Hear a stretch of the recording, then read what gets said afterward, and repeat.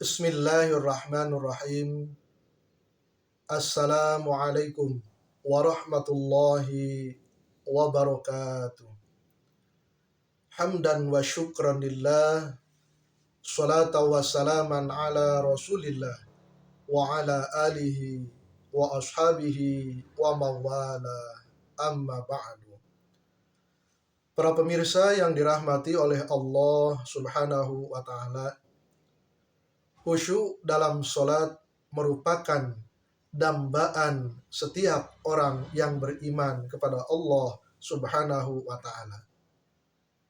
Karena memang jujur diakui oleh kita termasuk saya, untuk bisa khusyuk dalam sholat itu bukan perkara yang mudah, alias sangat sulit kita mendapatkan kekhusyuan dalam sholat. Karena memang pikiran-pikiran kita sering menerawang kepada hal-hal yang terjadi di luar sholat. Ketika sholat, kita sering memikirkan atau terpikirkan atau ada saja yang melintas ke dalam pikiran kita, termasuk pekerjaan, hobi, keinginan-keinginan duniawiyah, dan lain-lain. Itu sebabnya karena memang kita disibukkan oleh haliyah dunia, sering disibukkan oleh urusan-urusan dunia. Yang kedua, karena memang khusyuk dalam sholat itu bukan atau tidak bisa dibuat-buat, tidak bisa direkayasa. Karena memang kekhusyuan adalah anugerah dari Allah subhanahu wa ta'ala bagi orang-orang yang benar-benar berusaha, mengusahakan secara maksimal, dari mulai tempat, dari mulai pakaian, dari mulai hati yang berusaha dihadirkan kepada Allah dalam sholat. Maka beruntunglah orang-orang yang diberikan kenikmatan oleh Allah, mampu khusyuk dalam sholatnya, atau lebih tepatnya dihusyukkan oleh Allah subhanahu wa ta'ala dalam sholatnya. Ada yang menarik tentang tingkatan khusyuk dalam melaksanakan sholat.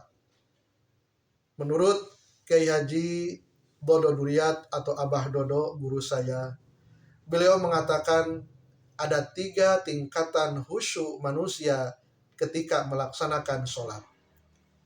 Yang pertama atau khusyuk tingkatan yang pertama adalah ketika dia mampu mengucapkan kata-kata atau ucapan-ucapan sholat dari mulai takbiratul ihram sampai salam, apa yang diucapkannya terdengar oleh telinganya, hatinya mengikuti apa yang diucapkan dari takbiratul ihram sampai salam. Minimal dia berusaha, minimal hatinya berusaha mengikuti setiap apa yang diucapkan oleh lisannya, dengan mata tetap fokus pada tempat sujud. Itu pun sudah termasuk orang yang khusyuk dalam tingkatan pertama. Yang kedua atau tingkatan khusyuk yang kedua adalah ketika dia mengucapkan kata-kata, ucapan-ucapan yang diucapkan dalam sholat, dari mulai takbiratul ihram sampai salam, hatinya mengikuti, kemudian ada bonusnya, hatinya mengerti apa yang diucapkannya.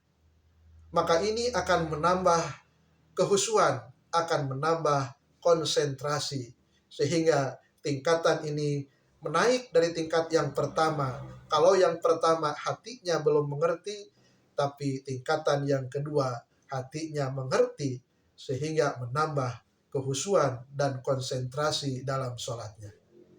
Dan yang ketiga atau tingkatan khusyuk yang ketiga, apa yang diucapkan oleh lisan dari mulai takbiratul ihram sampai salam dengan terdengar oleh telinga, matanya fokus pada tempat sujud, hatinya paham dan mengerti, mengikuti apa yang diucapkannya, plus bonusnya ada jawaban dari Allah subhanahu wa ta'ala. Sebagaimana dalam hadis qudsi dikatakan, idza qala al-'abdu alhamdulillahi rabbil alamin qala hamidani abdi. Ketika hambaku mengucapkan Alhamdulillahirabbil alamin, maka Allah akan membalasnya, hambaku telah memujiku. Begitu seterusnya, dan itu tidak akan bisa diungkapkan karena itu sifatnya sangat pribadi bagi orang-orang yang benar-benar dalam keimanannya, dalam ketakwaannya, dalam ketaatannya sehari semalam, senantiasa hatinya jam'un, nyambung, connect kepada Allah Subhanahu wa taala, dan perilakunya benar-benar sesuai dengan apa yang diajarkan oleh Al-Qur'an dan hadis Rasulullah Shallallahu alaihi wasallam. Para pemirsa yang dirahmati oleh Allah Subhanahu wa taala, itulah 3 tingkatan khusyuk menurut Kyai Haji Dodon Durian.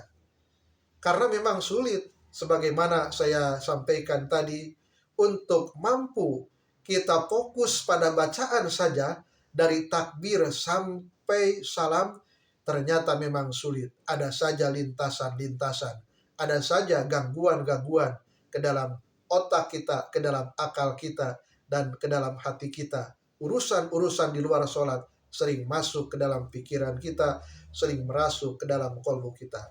Maka beruntunglah orang yang mampu masuk ke dalam 3 tingkatan khusyuk tadi. Minimal tingkatan yang pertama, kita mampu untuk mengikuti apa yang diucapkan oleh kita. Ketika ada gangguan, langsung kembali lagi fokus terhadap bacaan-bacaan sholat. Demikian yang dapat saya sampaikan. Semoga bermanfaat dan semoga kita bisa mengamalkannya. Wassalamualaikum warahmatullahi wabarakatuh.